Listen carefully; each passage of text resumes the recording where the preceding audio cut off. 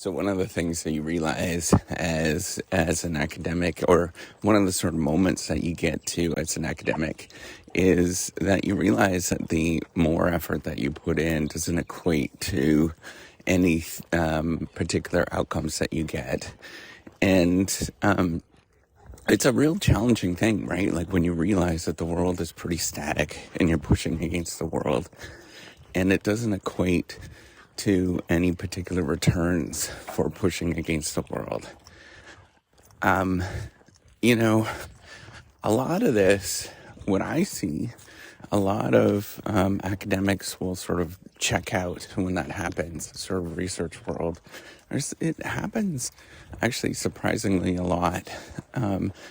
And they'll, they'll do research during their PhD, then they'll do it during, once they get tenure, and then once after that sort of tenure moment, they realize, man, it is hard to keep pushing against the world, and then they sort of struggle with it. But often it happens even before that. All the moments, all along there's all these moments that a lot of people just give up because they push against the world so much.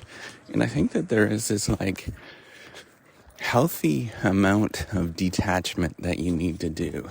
And if you sort of take it so seriously that, it's kind of a weird mix where you're like sort of serious about what you're doing, but then having to detach from everything and detach from the reality of it.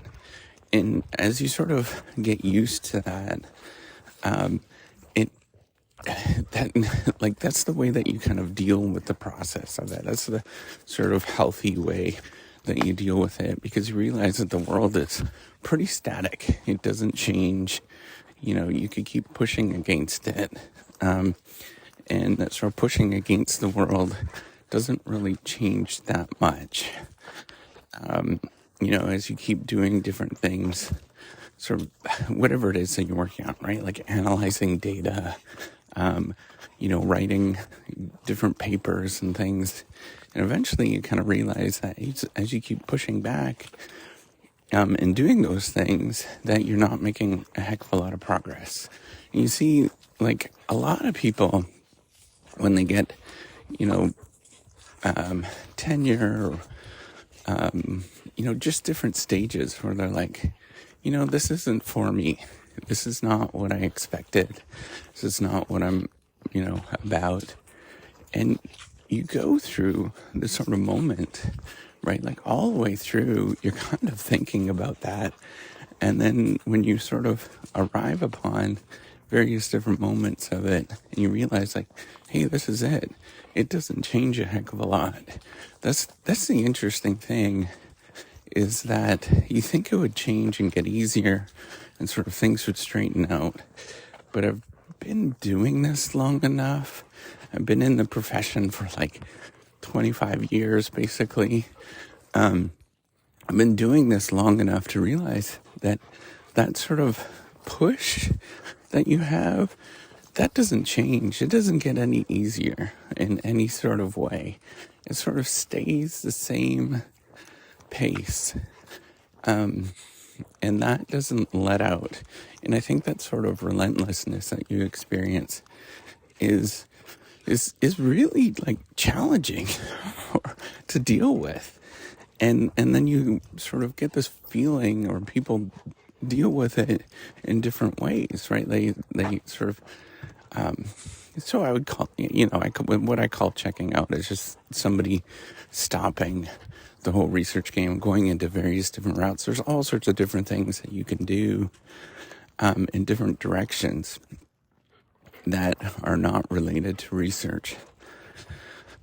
But there's only a small fraction that continue to try and push forward with research as they get, older. It's a very, very small fraction that does that. And, the thing is that in order to do that, you have to realize how to check out, how to detach, how to just not care, I think is the key thing. And at this point in my career, I'm personally struggling with that. The sort of idea, how do you not care? But that's how you sort of get through moments of where it's just like, it just is relentless in a lot of ways. And it's pretty, not relentless in the sense that you're making progress, but you don't make a lot of progress, right? And it's a sort of slow, pushing into something that just keeps rejecting. And you have to learn how to detach. And I remember, the first times I've gotten or I got rejection, and you feel it, but after probably 100 times at this point, I've lost count, but you start to get numb to it. And some people might say that that's like not healthy, but that's how you deal with it, is you learn not to care. And as you're doing that, that allows you to sort of walk in the direction that you would like, right? So here's what's happening is because you're creating new ideas and the rest of the world is not at the same page as you. And so you have to get them to the rest of the world, but that takes, or you have to get them to the same page as what you're working on. And that just takes an awful lot of work. And that doesn't happen overnight. And when you get confidence with it, you just kind of ignore and you just keep going. And I think like that is the key thing, is it doesn't matter. And it doesn't matter the sort of powerful people that you bump into, let's say like you're foolish and all that kind of thing. You just relentlessly keep going at it. And the way that you do that is you just simply detach in all areas. And I'm learning to do that. And I think this is going to be a lifelong journey for me.